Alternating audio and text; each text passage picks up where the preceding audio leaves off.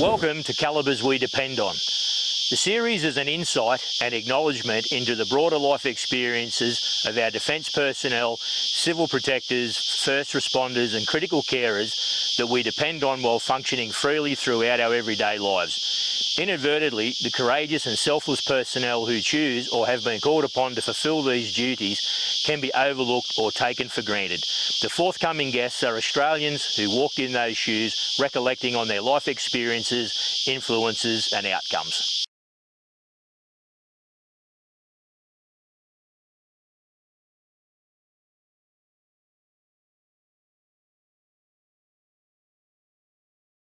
Today's guest on Calibers We Depend On is Robert Foote. Robert is a returned conscripted Australian veteran soldier who served in the Vietnam conflict, including the battle at Coral, and was assigned to 1RA. On a brief note, I would like to acknowledge some 60,000 Australian defence personnel served in Vietnam over 10 years of the war. Our initial commitment of 30 military advisors in 1962 grew to include a battalion in 1965 and a task force in 1966. Australia's last combat troops returned home in March 1972, approximately 3 years before the war ended. G'day, Robert, and thank you for taking the time to share your personal experience throughout life before, during and beyond as a conscripted soldier. You can talk as freely as you like, and please do not feel obligated to respond to any questions or topics you are not comfortable with. Let's start with what career or employment did you think of pursuing as a young man?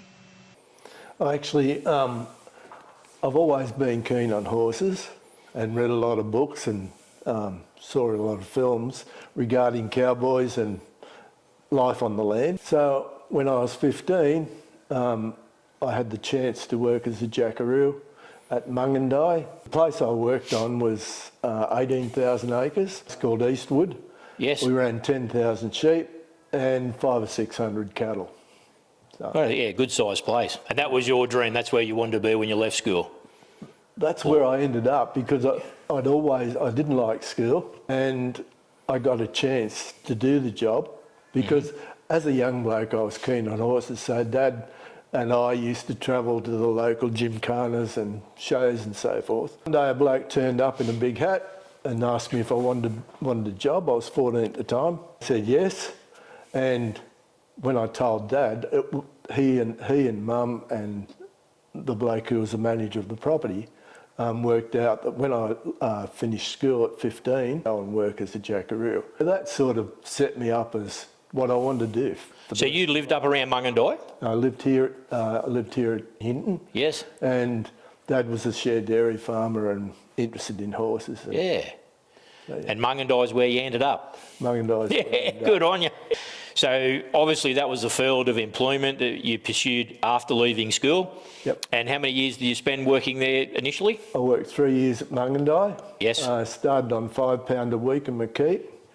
And after I'd been there 3 years, my wage rose to £10 a week in McKeep, which was much too much for the property at hand. And I then got a job at Bylong, again as a jackaroo. And became the head stockman at Bylong. I broke my leg twice in the 1 year, and that put a bit of a kibosh on things. Yeah. Because I used to ride all the young horses, and so you occasionally get hurt. The property I worked on was called Murrumbay Station. Robert, you fought alongside fellow Australian soldiers in the Battle of Coral and Balmoral, as we spoke. You started off your life as a jackaroo and working on a station manager. Now, we'll jump forward a little tiny bit there. So being aware of the ongoing conflict in Vietnam and the possibility of conscription, what were your thoughts and reactions prior to being called up and the general conception amongst people your age on Vietnam? Well, I really didn't know where Vietnam was. Vietnam used to be called French Indochina, and I knew about the French Foreign Legion being severely beaten at Dien Bien Phu. Yes. But apart from where it was and what it was all about, and even what was going on, because I was living in the bush, didn't know much about it and really didn't care. Yeah, didn't care. But I was keen. When I found that I was getting conscripted, first of all they sent us for a medical, and I couldn't pass the medical because I had blood pressure, because I always have blood pressure when there's some excitement. So I got deferred for 3 or 4 months, and when I got drafted in the army, I was happy to be in the army because I regarded it as an adventure. You know? Yes. So it didn't turn out like that, but that was a familiar story in World War II with young men. It was an adventure to get a chance to go overseas and see different country, and I don't believe you could actually imagine the reality of conflict until you were in it. Well, you read all these books, and it's nothing like the books. But my thoughts were, all right, I'll go and see how it is. Yes. And yeah, I didn't really know where it was at. But then when I actually got conscripted, well, I was from Hinton. And when we turned up we were asked to go to the railway station at Maitland. Yes. At, I think, about 7 o'clock in the morning, and Dad was a dairy farm at the time. Dad and Mum and the other 3 kids and I turned up on the station, and there was already 6 or 8 blokes there who I didn't know. Yeah. But one of them was a bloke called Jimmy Lorraine, and he was a really outgoing sort of a bloke. And he came over and introduced himself and said, "Come and meet the boys." And these boys who got conscripted we've remained friends ever since. And so your age would have been 19 or 20? Or? My age would have, well, it was in 1967, so my age would have been 21. So you're a young man and you were conscripted, you were aware of conscription. Describe maybe the emotional reaction of your parents and close friends when you were conscripted. Well, my close friends, see, I was living in the bush, so I didn't have all that many close friends, but the ones that I did have were just happy it wasn't them. And I was happy that it was me. Yes. So, but as far as my family were concerned, I suppose it would have been, being a father now, I would hate to see my son or grandsons get drafted in the army. And I think Mum and Dad probably didn't like it either, but they never said anything. I think with a lot of cases and scenarios in the world as we grow up, sometimes it's easier to deal with it when you are the one experiencing it than having to watch other people because you have no control over it. You had, it's an Australian term, you had a little bit of mongrel in you because you thought it was an adventure, and you know, you do come across young people like that have that little bit extra go, and you never thought of enlisting in the army? Actually, I thought about enlisting in the Navy before I got the chance to work at Mungandai. I would have been keen to join a service just to get out and see the world. So you're always open to military service, whether you enlisted or conscription? Yeah. Do you recall the changes in your own awareness and thoughts on Vietnam once you were called to serve and how you felt pre-deployment? Yeah, well, when I got drafted, the first thing you do is 10 weeks basic training, which was what we did with the boys that I'd met at Maitland Railway Station. And then you got drafted into or placed into a corps, and like, I'm a jackaroo. Not much room for jackaroos in the army, so I'm definitely going to be infantry. Yeah. And one of the blokes that I'd knocked around with when we went in the army was a bloke called Peter Alinsky.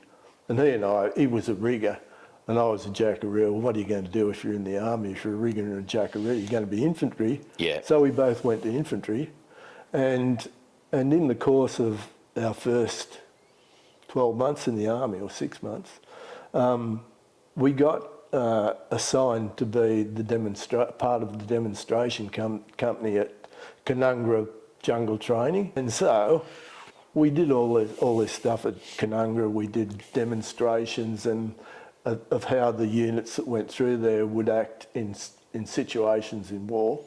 And we acted as enemy, which was a great time in the bush, and did with blanks what the Viet Cong did to us, firing a few shots and shoot through. And then we'd camp on a creek and have a great time. And so we were sort of indoctrinated that we were pretty much unbreakable. Yeah, it was a sense of false security. Yeah. Absolutely. So we were ready. We were ready to go. Yeah. We were well trained, and we were keen. You've met up with the guys. You've been in Canungra and you're doing exercises, and so how did it feel to be amongst fellow soldiers when first commissioned to the Australian Army, and do you recall any noticeable behaviour patterns that stood out amongst newly recruited soldiers? Example, feelings of dread, confusion or unusual confidence? Yeah, I think all of the above. I'd been working and living amongst people or blokes away from home. So for me, it wasn't a big change to be living with another bunch of blokes. But for some of the blokes who were in there, some of them were married and not long married, and they were taken away from Ollie. My mate Ollie wasn't long married. And they were taken away from their wives, and they were taken out of jobs that maybe were a bit more, required a bit more training than being a jackaroo did. And so it interrupted their schooling and their chances of employment when they got out. So, and we had blokes who were bank johnnies or whatever. We called them bank johnnies, but they weren't used to living with other people. In fact, one at when we were at Singleton in recruit training, we were taught to pull the pin out of a grenade and throw it over a wall. And one of these blokes who had never been anywhere or done anything pulled the pin and threw the grenade, but it hit the top of the wall and bounced back in with him and the instructor. The instructor grabbed him and threw him out the door into the second bay where we were waiting. The thing went off and nearly killed the bloke who threw the grenade didn't get hurt, but the instructor got sprayed all up his back with shrapnel and nearly died. You would see blokes that you would naturally be worried for, I guess. Did you find that? Not only worried for, worried about, because if you've got a bloke who's got a live weapon, until you get to know the people who are in your unit, you're always worried about what's Joe going to do. Do you think your military training had prepared you satisfactorily for pre-deployment? Yep, I think so. It did? Well, especially our unit, because we'd been demo company at Canungra, which was all about training people everyone who went to Vietnam had to go through the Jungle Training Centre at Canungra. And some of them just had no idea, but some of them were really good, and we had taught them what the enemy was likely to do to them. So we'd sort of seen both sides of it in a peacetime environment, really. Did they have returned soldiers from Vietnam training at Canungra as well? We did. See, all these blokes who were in our company at Canungra, most of them had been to Vietnam. And Ollie and I and another bloke called Graham Moss were the young blokes who came into the unit, and we would compete with them. They were tough and hard and could carry stuff and walk all day, and we'd compete with them. Yeah, they were seasoned. And they were seasoned. We saw them as heroes, and so they saw us as young diggers and helped us out. Did you only train at Canungra, or did you train at Shoalwater or? Yeah, we did. Well, when we got assigned to infantry, we were then assigned to a battalion. Ollie and I wanted to go to Vietnam, but we didn't want to go as recruits because recruits don't get the best jobs. Yeah. So we went to One-Ra, which was then based, that's the 1st Battalion. Yes. Which was then based in Sydney at Holsworthy. We spent a few weeks there, a few months there, and then we went to Canungra, and after Canungra we did Shoalwater Bay. In the meantime, when we were stationed at Canungra, Ollie and I got leave to come home at one weekend. Yep. And on the way home, I met a girl in the boozer, and we became friendly. Yeah. And I spent a few days with her when I was on leave. Yes. And then when I went back to Canungra, they were asking for someone to do, or asking for people to do medics courses. And that meant being sent back to Sydney. Yeah. I didn't want to be a medic, but I did want to spend some time in Sydney with this girl. Yeah, so, fit young bull. so I put my hand up and went back to Sydney for 2 weeks to do a medics course. Really? And when I got back to the battalion, or back to the company, the boss said, I said, oh, geez, I don't want to be a medic. Like, these blokes will be getting shot up and I don't know what to do. I'm not interested. All I was interested in was the girl. Yeah. So I asked him if I could become something else. And Mossy, who was a Forward Scout, he was actually the signaller at the time, wanted to be a Forward Scout. So we wanted to be a Forward Scout because he was a bit combatical sort of mate. Yeah. Wanted to be a Forward Scout. So we went to the boss, bloke called Chris Ford, who was our platoon commander, good bloke. Yeah. And we said, I said, boss, I've got no idea about being a medic. And Mossy wants to be a Forward Scout. Can I take his job as a SIG and he can be the Forward Scout? He said, no, you've done the courses, you've got to stick with it. So I'm the bloody medic, Mossy's the SIG, and lo and behold, one of the blokes I'd done the course with, who was a bloke called Trevor Gibson, who was a gun medic, got posted to our platoon. So we went in front of the boss again and he said, oh, look, work it out between yourselves. Yeah. I just want someone to do the jobs, so work it out between yourselves. Right person, right job, he's the man. So Gibbo became the medic. I became the radio operator. Mossy taught me voice procedure and the code. Yeah. And Mossy became Forward Scout. And it worked out well for Gibbo and I, but Mossy got killed on the 5th of August, which didn't work out too good. And that's unavoidable, isn't it? How did you get to Vietnam? Ollie went by plane Yes. as a forward, I don't know what you call it, as one. He was sent first to get set up. Yeah, and Mossy and I went on the ship, the Sydney, with the rest of the platoon. How many days steam was it on the ship? I think it was about 14. 14 days? I think so. And when we, they posted you, they put you in a mess they called it, and there's 30 blokes in the platoon, give or take, and this mess deck is below the waterline, and there's 30 blokes in a 12 by 12 room, and it's not real pleasant, and it smells of diesel. And so Mossy and I moved up the forecastle, and you could sleep in the forecastle where the anchor chain is. We had to get permission, but it was okay because it just lightened the load down in the mess.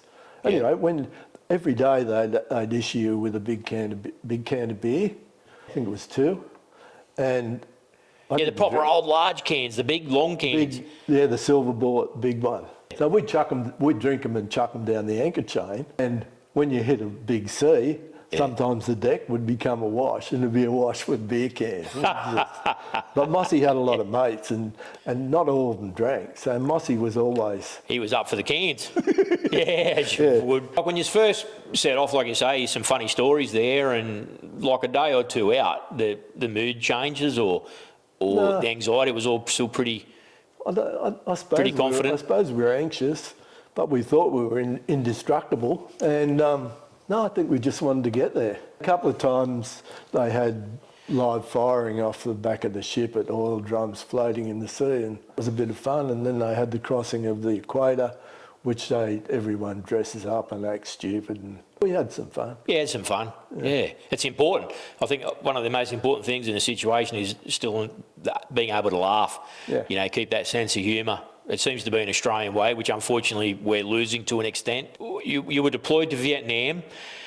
Can you recall the reception of the Vietnamese people that you were told you were there to help? Were they open to it, or was it not something you were prepared for? When we landed at Vung Tau, they put us in landing barges like you see on TV, climbed down the side of the ship on cargo nets into the landing barge. Full kit? Full kit. And then they took the landing barge to the beach, and you jumped out and moved to a truck, go from Vung Tau to Nui Dat, which is about 20 miles.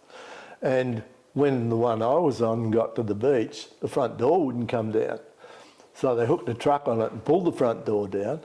But the trip to Nui Dat, we went through the little towns on the way. One never been there, and I haven't been there since. But one of the little towns was called Berea, which later we had quite a bit to do with. But the women on the way would make suggestively hostile manners. Was that a bit of a shock? Like, you think you're going there to do the right thing, and all of a sudden the environment you're in, the people... We still thought we were doing the right thing. Yeah. And we were surprised that these women... But we weren't shocked or horrified or anything like that. We just laughed at it. And Nui Dat was your main base? Yeah. You hear a lot about Nui Dat in the history of Vietnam. You've talked about your service training, and you're prepared, and you're relatively confident with your ability. The comparison to the reality of your first contact and experience and impressions dealing with hands-on soldiering, what was the noticeable difference, a culture shock or a hard lesson to learn that you had to get right?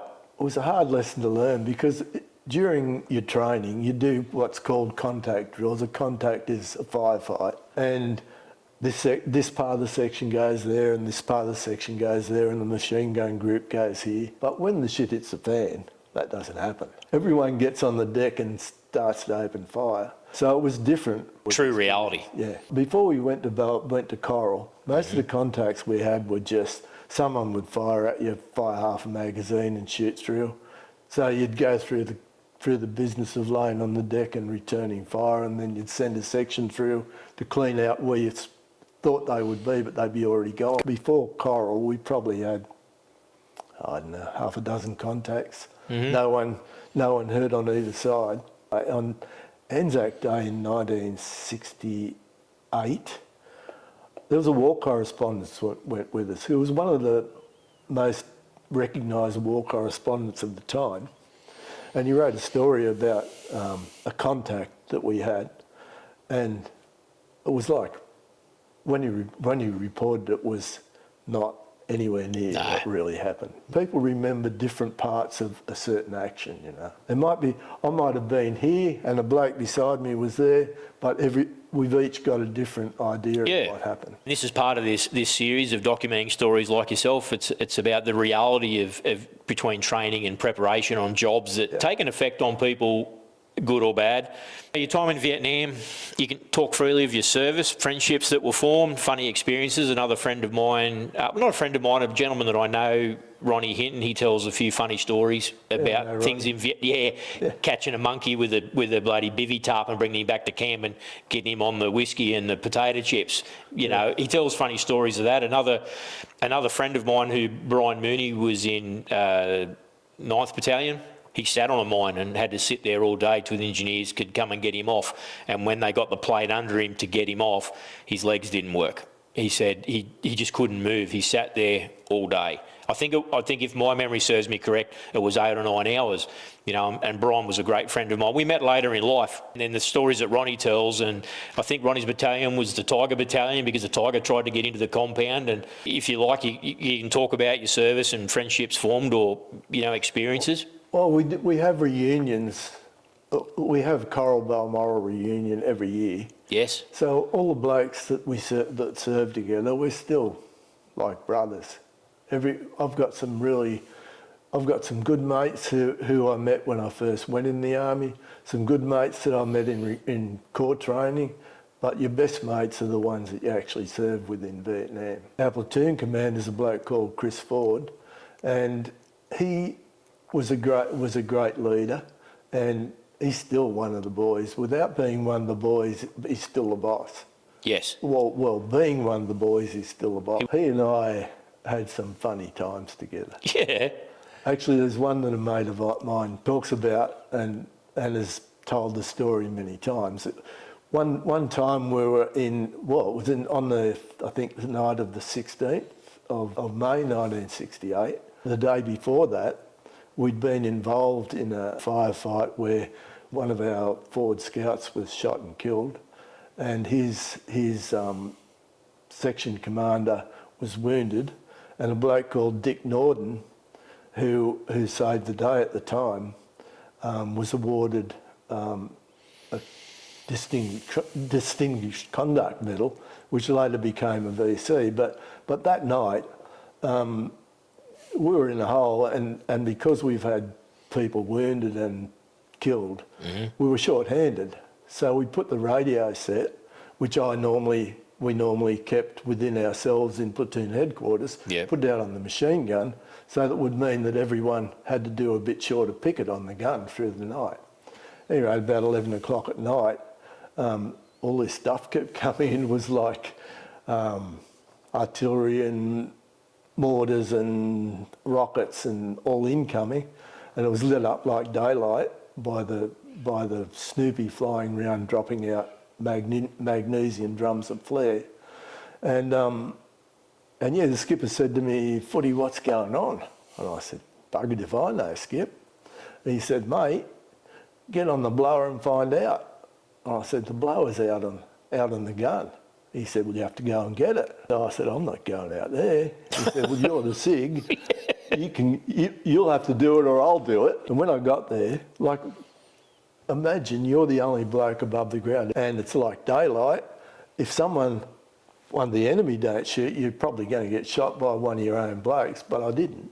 And I ran to the gun, and Wolfie was firing the gun and looked up and said, "Mate, get in here, you'll get yourself killed." I knew if I got in the hole, I wouldn't be getting out. Yeah. So he gave me the SIG set and I ran back to... Jeez. And behind the pits, or between our two pits at the back of us, there was a little sandalwood type tree, one of those little trees 4 or 5 inches thick. Yeah, yeah. And an RPG round hit that as I was returning the pit. It was coming for you. That was a fairly scary thing. And another day when we were taking tanks from Coral to Balmoral, we came across a bunker system, an enemy bunker system, North Vietnamese bunker system, and the brass always wanted to make a name for themselves.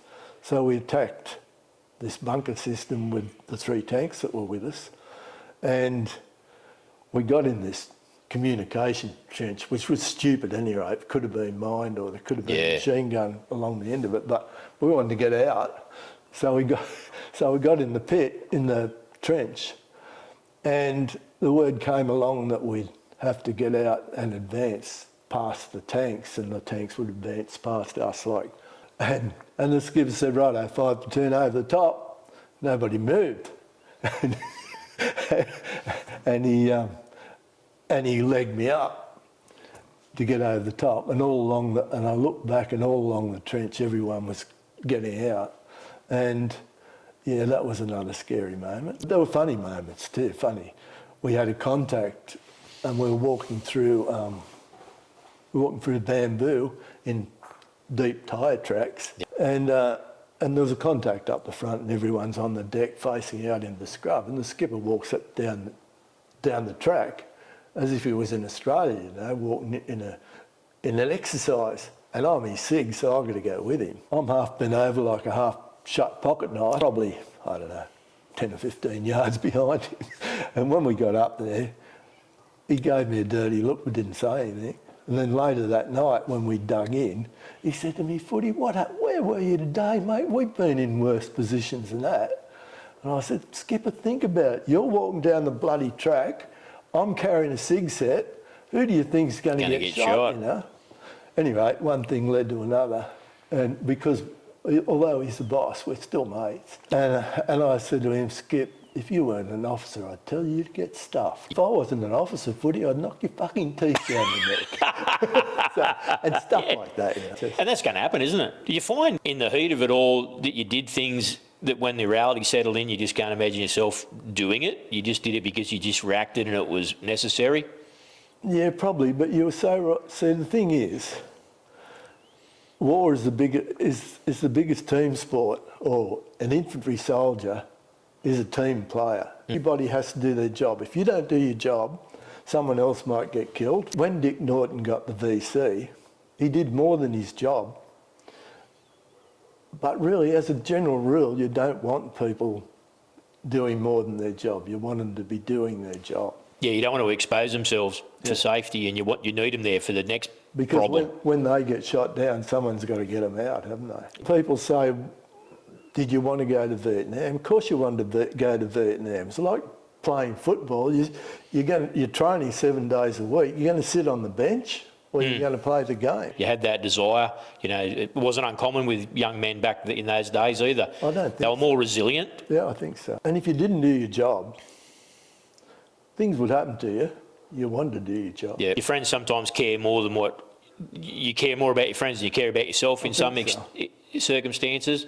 Actually, it was funny. We were talking about how I was telling you about at Coral when I had to get out of the pit, and the skipper, Chris Ford, has now got leukemia.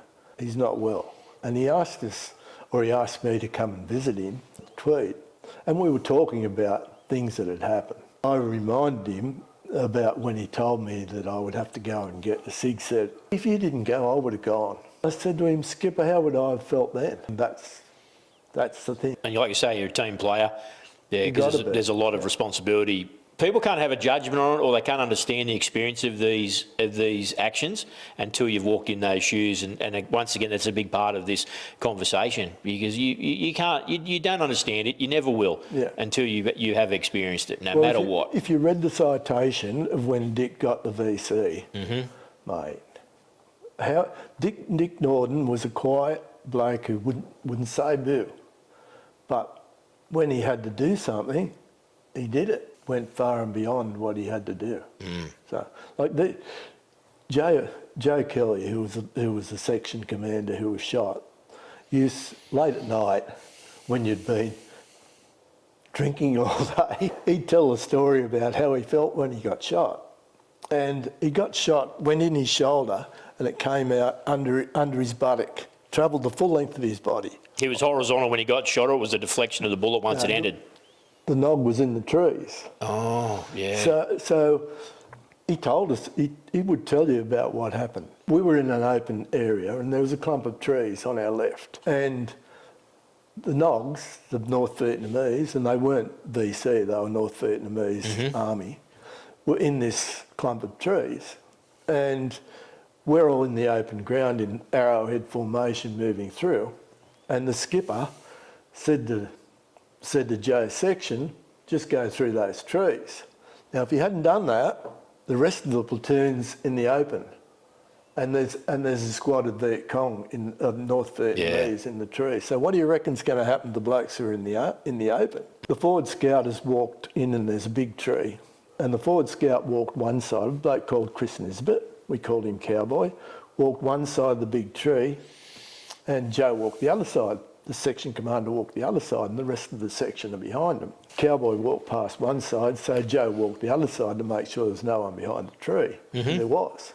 There was a bloke sitting there, bandaged from his hips to his shoulder, who he'd shot earlier in the day. And Joe didn't know. Well, Joe hadn't decided whether to shoot the bloke or ask him to surrender or whatever.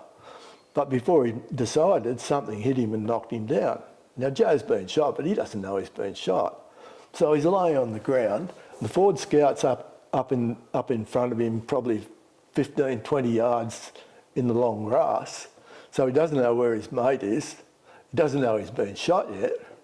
So he rolled over and whacked, something hit him again. And the other one, next one, hit him in the thigh, just grazed him, burnt him. He said burnt. Anyway, he's lying there and he tried to get up and he couldn't get up. It was as if his webbing had been stuck to the ground. He said it was as if his webbing had got caught on a tree root. So he goes to get up and nothing happened. And then he rolled over and he had a bit of a tickle in his throat and he coughed and all this blood came out. Oh, and that was the first time he realised he'd been shot. So, and in the meantime, the forward scout, Cowboy, had been shot through the stomach and had obviously broken his spine because he couldn't move. Yeah. Anyway, Dick's further back in the section, and there was a bloke in the section, a good bloke too, called Doc Forster. And Doc sprung the North Vietnamese in the trees and shot one and pointed out to Stan, who was the machine gun, the next one in the line. So Stan hopped into him with the machine gun, and while all this is going on, Dick went forward under all this fire that's coming each way and collected everyone's grenades and went and pulled Cowboy back. And for that, he got a VC. If you read the citation, mate, I wouldn't be doing it. But yeah. He was just fired up. Yeah. And just made it happen. And that wasn't the only, he was slightly wounded by shrapnel from the grades he was throwing around. But and he got wounded again in another action later in the So he was year. giving it to him with grenades, like for protection. Yeah, well, everyone's firing. We're outside, Yeah. and we're firing too. And the battalion is about a kilometre away, and they're getting the backwash, and called us on the radio and said, "What's happening? We're getting heaps of fire from you blokes because because in between is where our section is caught in this scrub." So eventually, like the skipper's got a problem. It's 4:30 or 5 o'clock in the afternoon. Can't leave them in there all night. Don't know what's going on. Don't know who's wounded or who's dead or whatever. So he called the APCs in, and we went in with the APCs and got them out. Some of the stuff that happens is, yeah. And you don't know from 1 second to the next, do you? You just don't know. Well, yeah, we didn't know how many were in there, and we still don't really. I think they said there might have been only 10 or whatever, but they had us pinned. It's incredible that you can be shot and not realise you've been shot, because they're big rounds, and to travel that far in your body, it must knock the nerves terrible, because to not realise. 7.62 that travels the length of your body. Yeah. Luckily, must have been on his right side. I can't remember which side it was. It missed his heart and it clipped his lung. When Gibbo came up to give him morphine and render first aid, Stan was there too, Stan Barrett, who was Joe's best mate. He asked Stan, "How bad is it, Stan?" Stan said, "Mate, you got 3 exhaust pipes." That's because he had 2 extra holes. We took him back to the Coral, and they medevaced him, or casevaced him straight back to Butterworth. So, but that was another story. He was married at the time, and his wife didn't know what was going on. It took her weeks to find out where Joe was and what had happened and how bad it was. And you stuck with your whole battalion the whole way through? Yeah. So once you teamed up with guys, that's your thing. At the end, like I came home in November. I came home on Remembrance Day, unbeknownst to me that it was Remembrance Day. We were in the scrub somewhere, I can't remember where. And the platoon sergeant came up to me and said, "Get your gear, Footy, you're going back to..." Yeah, I was going to ask you that. I said, I was going to ask you to talk about your emotions when it came time to return to Australia. Were you on active duty up until you departed Vietnam, and continue your story? And we'd been in the bush a couple of weeks. Did you know that your time was coming up to come home, or? Well, I normally sent you home a month or so before you were due to get... What was the stint? 12 months? Yeah. Yeah. Well, it was a 12-month stint in Vietnam. I wasn't there for 12 months. I was only there for about 10. Yep. But yeah, the platoon sergeant came up to me and said, "Footy, grab your gear. You're going to on the next chopper back to Nui Dat. You're going home." And I really, I felt really guilty about going. I was about to say that'd be a hard thing to leave if you've been through all these incidents, actions, and contacts as a group, and all of a sudden you've just been plucked out. You would have such a connection with those guys, and all of a sudden... And we didn't even say goodbye. I just got on the chopper and went home. Actually, anyway, I went back. I went back to Nui Dat, and the first thing you did when you went back to Nui Dat was get rid of all your gear, and had to go to the Q store, and the quartermaster sergeant. Yep. And the quartermaster sergeant was a bloke that no one liked, and he was hard, but he actually took me aside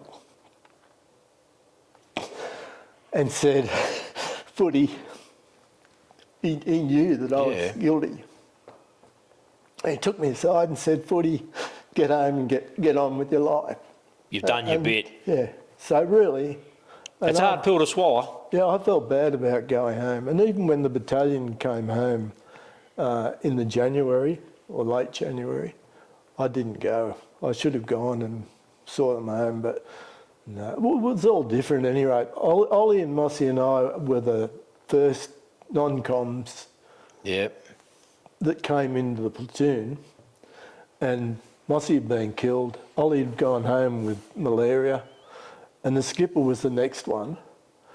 And the skipper was a great bloke, but he was the boss, so you didn't really get to talk to him much. When I went back to Nui Dat, I was an absolute mess. When I came home, a bloke called Paul Wellborn, who I'd done recruit training with, one of the blokes at Maitland Station, was in signals, and being in signals, I was in the infantry as a signaller. He got a chance to tell his family that he was coming home.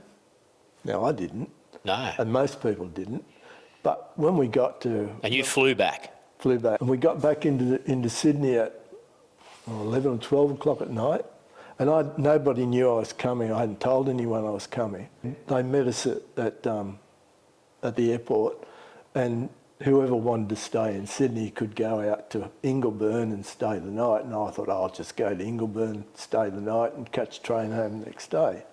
But it turned out that Welly was on the same flight, and Welly had organised his brother-in-law to come and pick him up at the airport. So he gave me a ride home and dropped me at Hinton at 4 o'clock in the morning. And, wow. And went... I went to the front door, and Dad was just getting up the milk. And yeah, dairy farmer. they didn't even know I was coming. So yeah. What was the shock on his face when you walked in? You can imagine, can't you? Your son's been in Vietnam. Shipped off, and then all of a sudden on your doorstep. Yeah. So you were in a forward base, or you're actually out in the jungle when they called you to come home? We were in the jungle.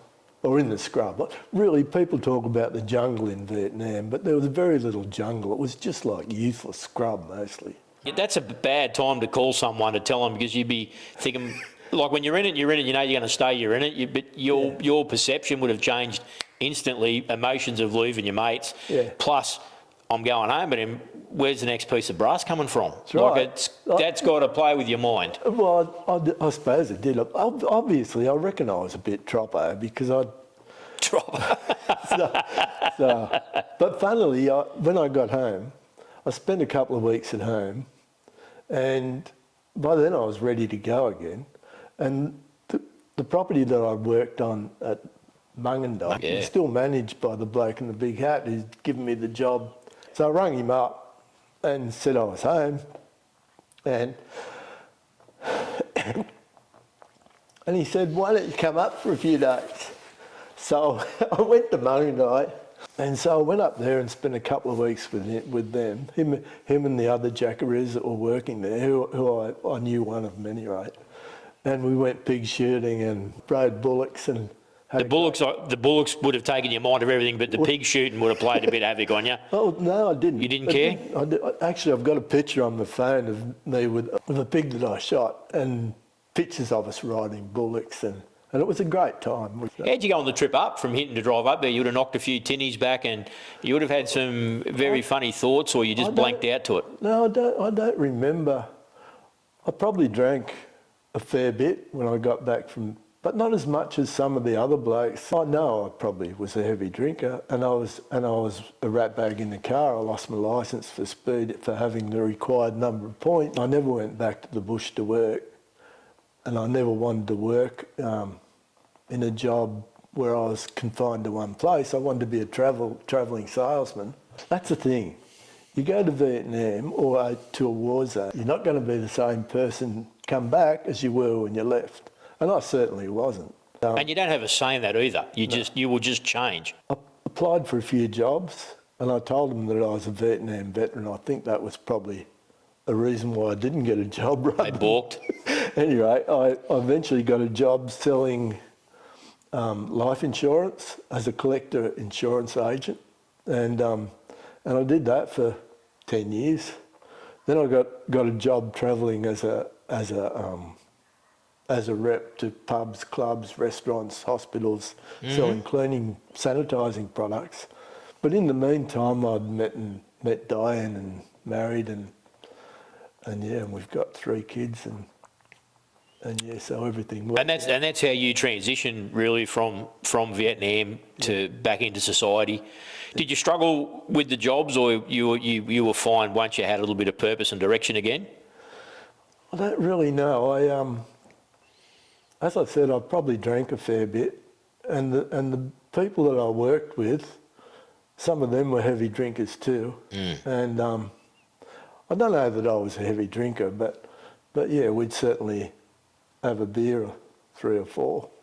And yeah, I struggled because I would worry about everything, and eventually it got on top of me, and I was calling on a hospital at Gosford Hospital, and the people that you call on when you're a rep become your friends. Yep. And the girl who ran the CSU in the hospital, Central Sterilising Department, and she told me that her husband was married to a Vietnam veteran and he was going to see a psychiatrist. And she told me that he was connected to Wyong RSL, and that I should go and see a bloke called Kenny Bott there. So I went to the RSL and saw Kenny Bott, and Kenny Bott was ex-1RA, C Company. I was B Company, but he was C Company. So straight away he said, we'll look after you. And he sent me to see a psychiatrist called Graham Poland at Gosford. And yeah, I used to go and see Graham Poland, and by that time I was sort of early 50s, mid 50s. I couldn't sleep and various other symptoms. And he sent me to see a doctor in Sydney. The doctor in Sydney told me I should retire. And so I came back to see Graham Poland, and I said, mate, I don't want to retire. I just want to cut down the amount, because I was working 3 jobs at the time. And he said, well, if you don't retire, you've proved that you don't need to retire. What's the worst thing that can happen? You don't get any help. And you're right, so I retired. I still used to go and see Graham Poland, but he's a Kiwi and used to play for the All Blacks, and he was madder than I was. It was the hardest time in my life, probably. Do you think, like as you just spoke about, your return life and a family man and functioning in mainstream society, did your time in the service impact your life in a positive way on return, or has it been a battle? Yeah, I think so. I really think that it was the makings of, even though I had a few mental problems. Yeah, there's a few blisters along the way.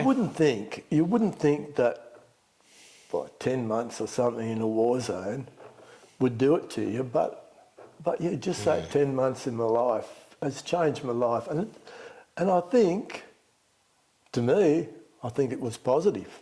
Admittedly, I'm probably not the easiest person in the world to live with. I've done some good stuff since I came back from Vietnam. Some stuff that I always wanted to do. Travelled fairly much around the world and around Australia. And have you been back to Vietnam? No. There's a few service guys that I know. Like I say, they're a lot older than I am, but they've been back. There's no reason why I wouldn't go back. No, well, their reason wasn't because of the war. They just went back. Yeah, okay. And Dunk, I don't know Dunk's proper name. Dunk lives at Curry, and Dunk and Brian served in the same area, 2 different battalions, and they just had some common ground to talk about.